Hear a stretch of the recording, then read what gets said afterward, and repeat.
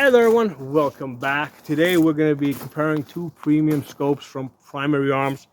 Pull this up over here. So we're going to be comparing the 1:8 PLX, that's a $1,500 scope, and the 1:10 GLX, that's an $800 one. Okay, so with both of these, you can catch them from time to time on sale, and you might save $100 to $150 depending on the sale.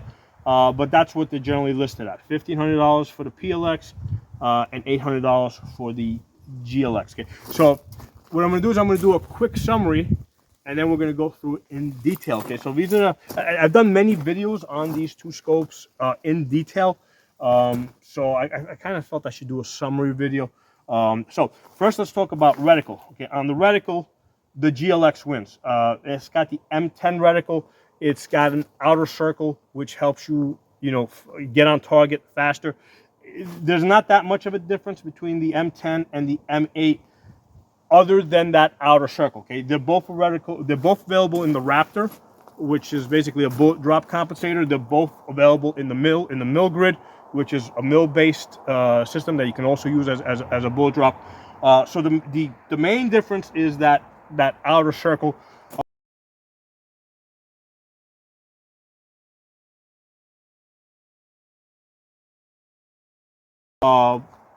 The GLX is just, it has the M10. It came later. It was further developed.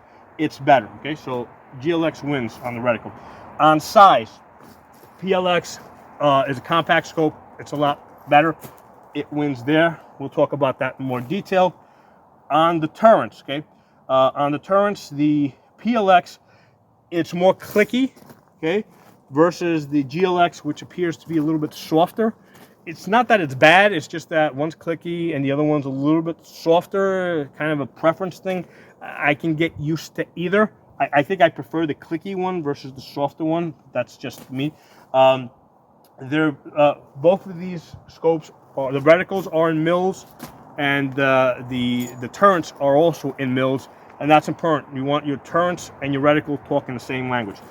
So they're both in mils, and they both have 10 mils going all the way around. Okay, so I don't like turrets that have like maybe 6, because it's easier to work in 10s. All right, so if, let's say, I want to dial up 11 mils or 12 mils, I know I can go around to the 10, right, to go all the way around, and I go +2. It's a little easier to keep track of, versus if my turret only goes up to like 6, which a lot of times they do, and now I got, I think, 6 plus 4 and then plus another 2. That, so I like turrets that their full rotation is 10 mils. Both of these have that. Okay. As far as travel, I looked on the box for this. So the elevation travel on the PLX, they quote that as 100 MOA, which is 30 mils, and on the GLX they quote that as 120 MOA, which is 35 mils. So the GLX gets a little bit more travel. It's a slightly bigger scope, so that makes sense. But as far as which one I like better, just because I personally like clicky, I gave the check mark here, the red check mark, to the PLX. Okay, so PLX wins there. Eye box. Okay, so that's when you're on the rifle and you're moving your head left or right, front and back. Which one is more forgiving? Without a question, the PLX is better. Okay, I'm going to talk about that in more detail in a few minutes, but just want to kind of lay out, give you guys a summary. Okay, PLX wins on eye box and eye relief, your ability to move your head front or back, or if you're slightly off, how easy it is to work with it. I would best the way I would put this is that the PLX is more comfortable to work with. Okay. CQB, okay, if you're working CQB, so this is interesting. It's a question now of, are you using the illumination or are you not using the illumination? Okay, if you're not using the illumination, the M10 of the GLX wins. Okay, just because it has a better reticle, or more developed reticle that has it has the outer posts and the outer circle. Okay, whereas the PLX, it's an earlier version. It only has the outer posts, and the horseshoe in the center is a little bit too small. So without illumination, the M10 wins. with illumination, right, which they both have, and they both have, you know, auto sleeve, shake awake. With illumination, I'm going to say that the PLX wins, right? And the reason for that is because once you put on the illumination with either one, you can find your aiming point and get it on target. But the reason is because now, because of the better eye box and eye relief of the PLX, now all of a sudden your CQB work becomes easier. Okay, so if you've got the because once the illumination on, you got the illumination plus you've got the eye box eye relief advantage. Okay, so that's the PLX wins on that versus with the GLX. In order for that to have the advantage, you got to be working with without illumination. Okay, again, we're going to talk about a little bit more of that in a minute and why you would want to do one versus the other. As far as distance shooting, the GLX, because it's a 1 to 10. Okay, and I've had both of these. I think I recently had both of them out to 500 yards. What happens is with more magnification, your target is a little bit bigger, which makes it a little easier to find an aiming point, right? A holding point on your target and hold on it, okay? So magnification helps, okay? So for distance shooting, I found that the GLX is a little bit better. So as far as check marks here, so the GLX, actually let's start with the PLX. The PLX, it wins on size, turret, eye box. So that's 1, 2, 3 check marks. Okay. On the GLX, okay, it wins on reticle, and it wins on CQB because it can work better in CQB without the illumination, and it wins in distance shooting. Okay, so they are tied. Okay, they each have 3 check marks. Okay, so 3 check marks here for the PLX and 3 check marks here for the GLX. Okay, so, and my overall feeling is, yeah, I kind of like both of them for different reasons, different circumstances. So yeah, I think like my overall feeling is, yeah, they are kind of tied. But I in some places I prefer one, in certain places I prefer the other. I guess, you know something, when you consider the price of them and how much cheaper the GLX is, yeah, you know what, that really deserves an extra check mark. Hold on. So, hold on. Yeah, it would only, you know, we have to give the GLX another check mark over here for just being half the price. So when you take that into consideration, the GLX does win. Okay, so let's put this down, and I'm going to go through all that again, except this time I'm going to go through it into more detail. Okay, so some guys, they just want summaries, and some guys want details. So I give both. Okay, we put this down. All right, so if you only like summaries, you can move on to the next video, or if you like details, let's get into it. So, so as I was saying, as far as price, the GLX is about half the price on both of these. Like they'll list the PLX at $1,500, GLX at $800. And when I ordered both of these, I got them when they were running like a 10% off or 12% off. So I think on both of them I saved some money. So yeah, you definitely want to time your purchase, regardless which way you want to go. The one thing that's worth mentioning, from what I've heard, the GLX is going to be discontinued, right? Like they're going to sell off what they have, and they're not going to make any more of these. Primarily, from what I heard, the primary reason is because of the eye box, eye relief issues. It's not like at the level that a GLX should be at. It's still workable, but I think that based on the I think that's the main reason why they're planning to discontinue it. I think it's a great scope, so I'm glad I have it. I'll definitely find a use for it.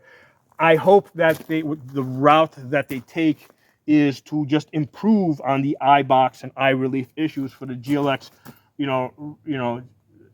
Keep the reticle, keep all the things that I liked here, rather than just say, hey, we can't do 1 to 10 scopes, right? Because that's part of the reason why there's this eye box, eye relief issue. The fact that they're stretching it all the way from 1 to 10 magnification, so they're trying to get the lenses to do a lot more work.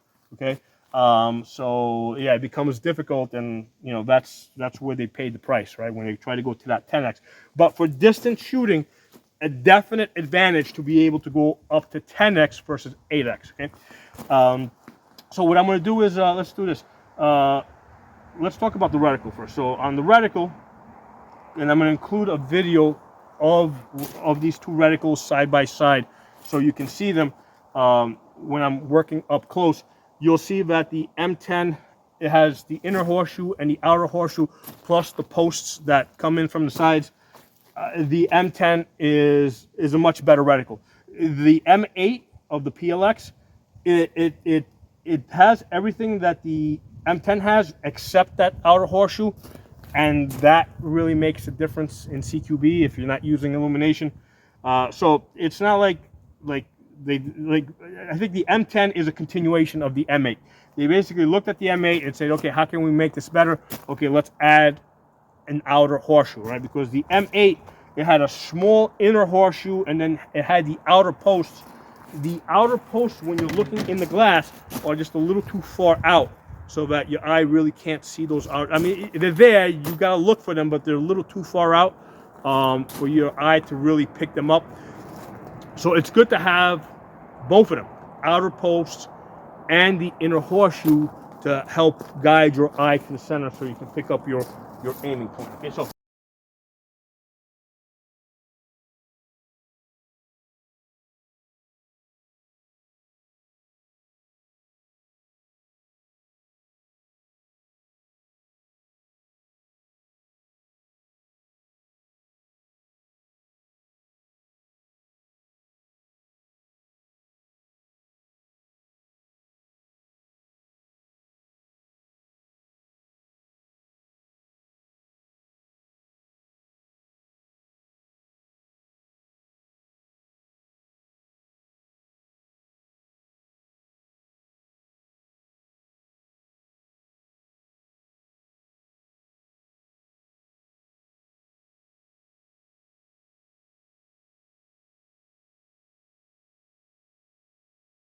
on reticle, no doubt, M10 wins.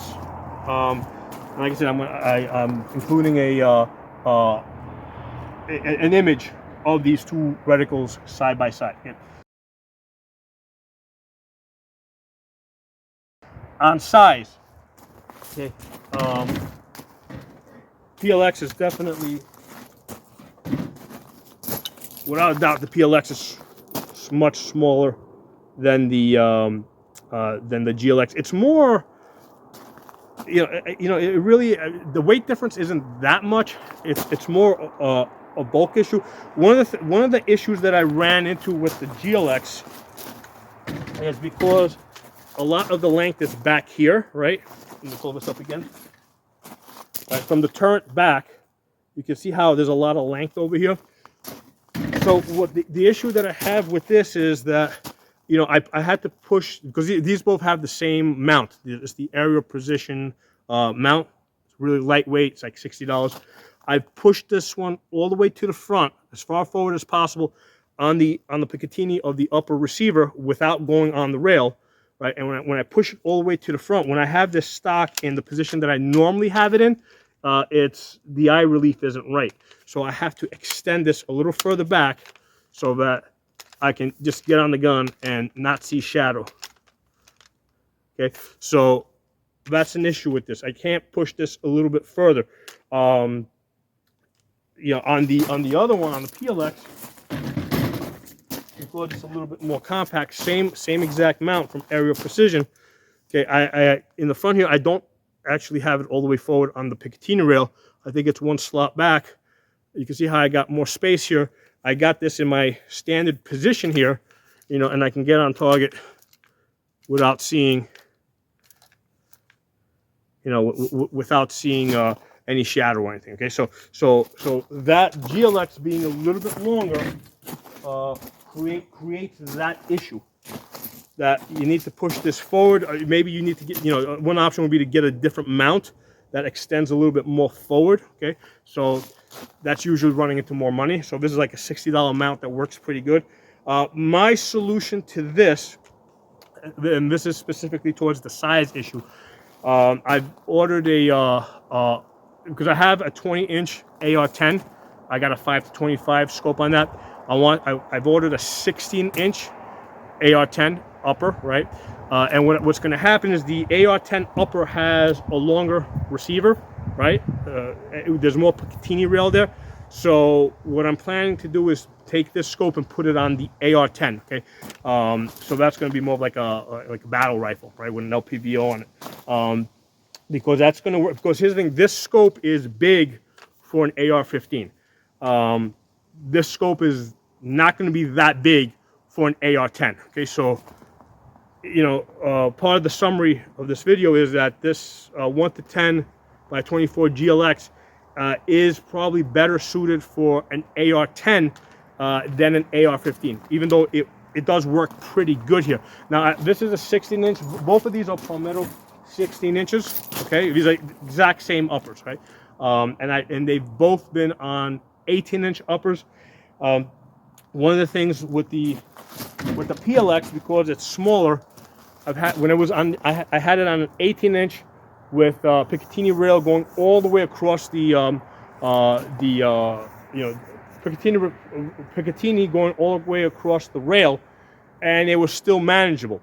When I put the GLX, which is a little bit heavier, on that same gun, which had the Picatinny going all the way across the top, it got a little bit too heavy, okay? So the solution was, because I had another 18-inch, which was hybrid, okay? I had an 18-inch that was hybrid like this, where it had Picatinny here.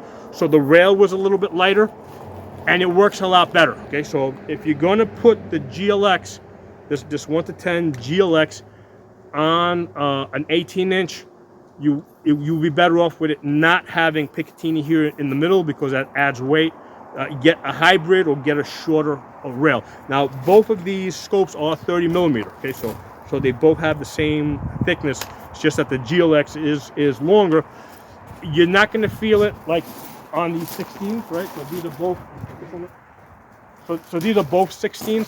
So when you're holding it like this, and you got two 16-inch ARs, and because a lot of times when we do like gun manipulations, magazine changes, we get into this position. Like right now, I really can't tell which is the heavier gun, okay? But when I go to an 18-inch, that's when that little bit of extra weight really starts making a difference, and I can start feeling it, okay? Okay, so on size, PLX, major advantage there, okay? I hope they start making the PLX scopes with the M10 reticle, because that would be ideal. Okay? That would be perfect. Okay? Because that's one of the major issues I have with that PLX is that, sometimes without illumination, sometimes it can be a little hard to find that aiming point.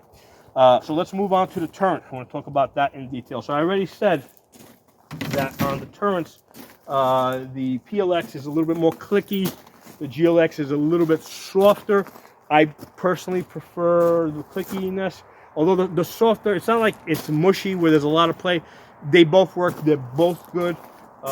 They both have 10 mils. Here, let me open this up.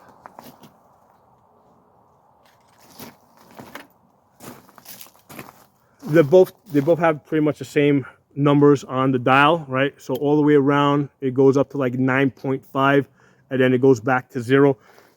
You don't want to have an LPVO that goes to 6, right? Because if you got to dial around like 2 times, it gets really confusing, okay? So there's no more, this doesn't like screw, as you turn it, this doesn't screw up like on my 5-25. And then, because on my 5-25, there's like little markings that let me know like how many times around I have gone. With this, if you lose track of if you went left or if you went right, if you're dialing, you're gonna get confused, okay? So there's no markings. With an LPVO, it's really not meant to dial up. It's meant for you to use the reticle to hold on, okay? Because they got really good complex reticles. But yeah, it's a lot easier to work with if it has 10 digits all the way around. And if you do dial up, let's say if you go to 1,000 yards or 800 yards and you do dial up, you're less likely to get lost and forget, like, okay, which way did I go and how many times around have I gone, okay? So also on these turns, they both have a resettable zero with these Allen screws that you like unscrew. You're not supposed to back them out all the way so that you lose them, and then you're able to reset your zero. It's exactly the same on both. I don't love that system. I don't like the Allen screw system. There's other systems out there, so that's one of my complaints with primary arms. With the GLX, I did have some issues with the with the screws and the Allen keys that they sent me not matching up. Okay, because the Allen screws on this, it turns out that they are a 1.3 millimeter, but the Allen key that they sent was like a 1.27. And here's the thing: the 1.3 is not a common Allen key. So, you know, it's not because I have lots of Allen key sets. I have 1.27. I don't have a 1.3. So that's kind of like a quality control issue that I ran into with the GLX. They didn't match the Allen key and the Allen screws up, and that had to go back to customer service. Okay. So yeah, that should have never happened. That they should, you know, that's a quality control issue though. As far as elevation, the PLX is 100 MOA travel. The GLX is 120.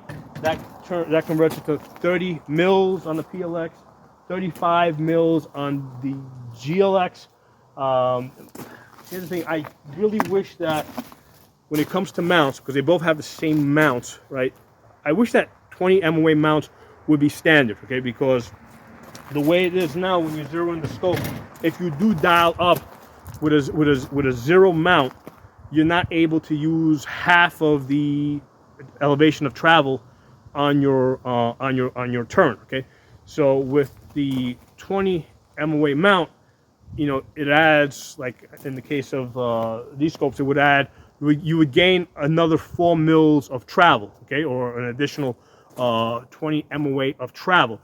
So I think 20 MOA should be standard, because even if you don't dial up, okay, if you ever do, it's, you know, you've got the ability for that extra travel. If you want to move the mount to a different scope, again, you have the ability for extra travel. So there's no reason for any scope mount to not be a 20 MOA. You don't lose anything. Okay.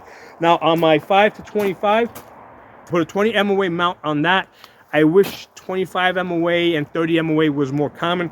That's what I would prefer to put on that. But at the very least, 20 should be just standardized when it comes to LPVO mounts. Okay. I did a separate video on that. I won't talk about that anymore. You guys look up that video if you want. Okay, eye box and eye relief. Okay, so the PLX. Okay, when you're in 1X, yeah, a lot easier to get on this gun from a high ready and get into awkward positions, right, where you're reaching around and get your head in the position where you can see your reticle, okay? So I would describe this as more comfortable. It's more comfortable to get behind the glass. So it's not just a push. So the eye box is left, right. Eye relief is front, back. With the GLX, it's a lot less forgiving. It's definitely like workable. So with the GLX, what happens is, like, I can get on it, and yeah, fine, no shadow. But if my head is not like in the exact perfect position, if you go to the outer edges of the lens, you start seeing some distortion. So that's just if you see a little bit of distortion, that's just an issue of moving your head slightly forward or slightly back. I don't have that so much on the PLX. Okay.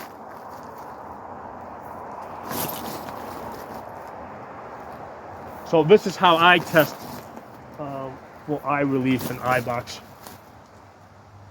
So both of these are workable. And, you know, again, the PLX, I just find it a little bit easier, a little bit more comfortable to work with. it almost feels like the tube of the PLX is a little bit bigger. So even though these are both 30 millimeter tubes, the PLX feels like it might be, you know, like a 34 or 35 millimeter, just because it feels a little bit more comfortable. That's how I would describe that. So yeah, eye box, eye relief. Now I want to talk a little bit more about CQB. Yeah, in CQB, okay, if you're working without illumination, the M10 is way better. Okay, and again, I'll include an image so you can see the two reticles side by side, because you got an inner horseshoe, you got an outer horseshoe, and then you got the outer post. So that guides you to the center.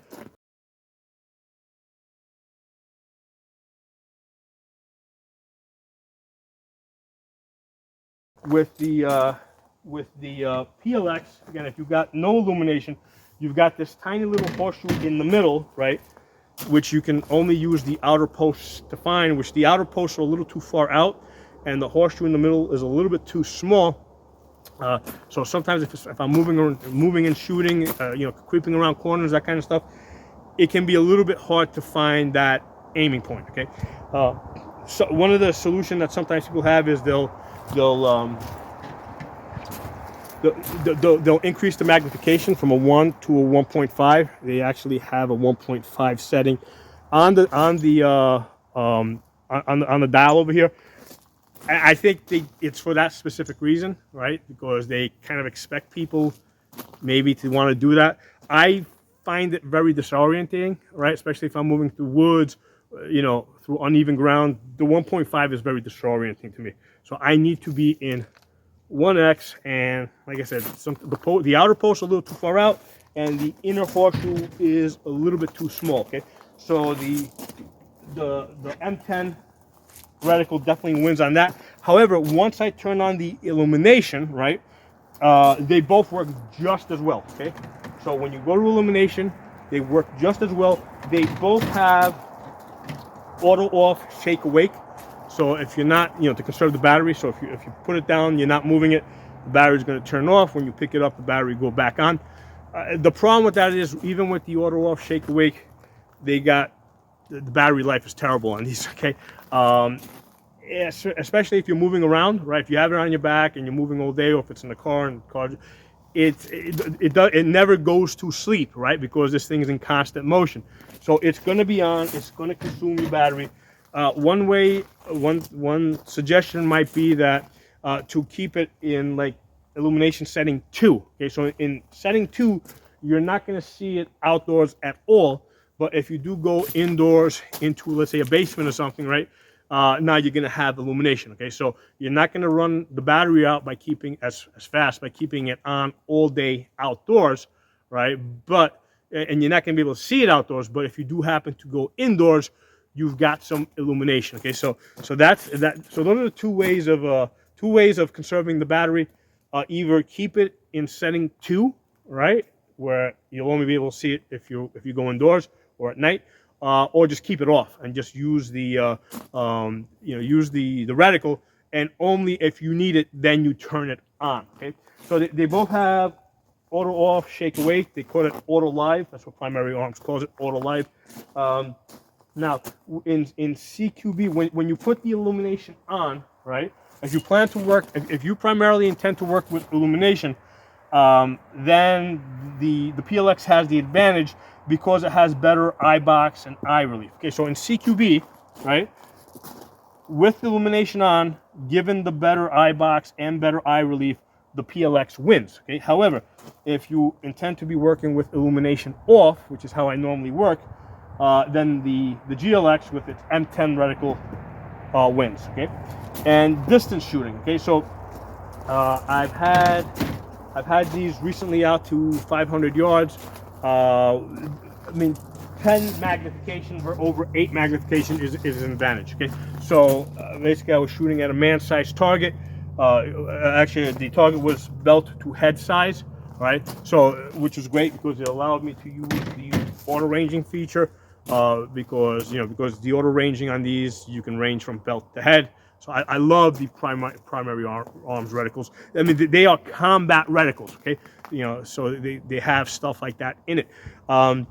So when you're shooting at 500 yards, it really, you know, and you're trying to put your holding point, right? So at 500 yards, I'm using, I think I was using 3 mils. 3 mils is my hold at 500 yards.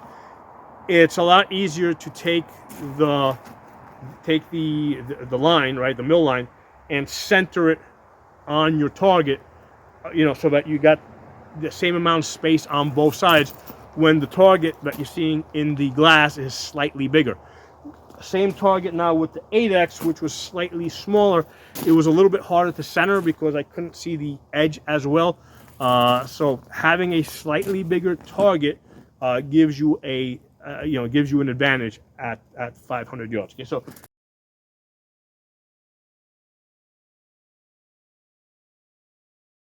for distance, yeah, without a doubt, the GLX is better because it goes up to it goes up to 10 magnification. Okay? So the way this measures, the PLX got 1, 2, 3 check marks. The GLX got 1, 2, 3, 4 check marks when you factor in the price. So yeah, the GLX is probably going to be the better choice for most people. Okay, for most people. I know that they're planning. From what I heard, they're going to discontinue it primarily because of the eye relief issues. But I just hope they go back and perfect that and issue something else next year because the concept is great. It's got a great reticle, great, going from 1 to 10, so I really like it. I'm glad I have it. This scope as it is right now, what I would probably suggest is that instead of going with the 30 millimeter tube, I would probably suggest they try the 34 because I have their 1 to 10 SLX, which is a second focal plane, and that's a 34 millimeter tube. And it's not bad other than the fact that it's second focal plane, and second focal plane really sucks if in the 1 to 10 scope because you're not always going to want to be in 10 magnification. Sometimes you want to dial back a little bit, right? So you get a wider field of view, and then when you dial back, none of the measurements in the scope mean anything. They're not accurate. Other than the center aiming point, all the measurements, the bullet drop, your auto ranging, none of that's good in a second focal plane scope unless you're in your max magnification. So that's why I really wanted to get this the 1 to 10 first focal plane of the GLX. Yeah, I don't know why they decided to go with a 30 millimeter tube. I don't know if they were trying to save weight, but I would suggest that they go to a 34 millimeter tube, try to maybe shorten it up a little bit. That's where my thinking would be. But anyway, so for me, it's like if you got a 16-inch AR on this GLX with a hybrid rail on the size, it's not terrible. It's a big scope for an AR-15. When I put this on my AR-10, it's not going to be that big of a scope, right? Because with your AR-10s, a lot of times you have 3 to 15 scopes. You've got I got a 5 to 25. So if and those are big, heavy scopes, much bigger, heavier scopes. So if I've got this 1 to 10 on an AR-10, I think that is a really good place for this GLX. Okay. So anyway, that's my summary. Okay. So and I gave you the fast summary in the beginning of the video, and I gave you the detailed, the details in the second part of the video. So drop some comments below. I'm also going to include a playlist for my scope, to the scopes and optics videos I've done. I've done a lot of them, like probably more than 50 at this point. So check out the playlist below in the comments in the description, and I'll talk to you all soon. We're comparing here two different reticles under different magnification. So what you want to do is look and see how your eye is able to pick up not just the target under different magnifications, but also the reticle, which changes size under different magnifications. Now, this was a hot day that I'm videoing this, so there is mirage that's coming up, and that's actually obscuring our ability to see the bullseye on the target. So that's a a realistic component of shooting. On some days, the Mirage, it might help you as far as figuring out which way the wind is blowing, but it might also obscure the target a little bit. Okay, so go through the video a couple times and try to see what's easier for you.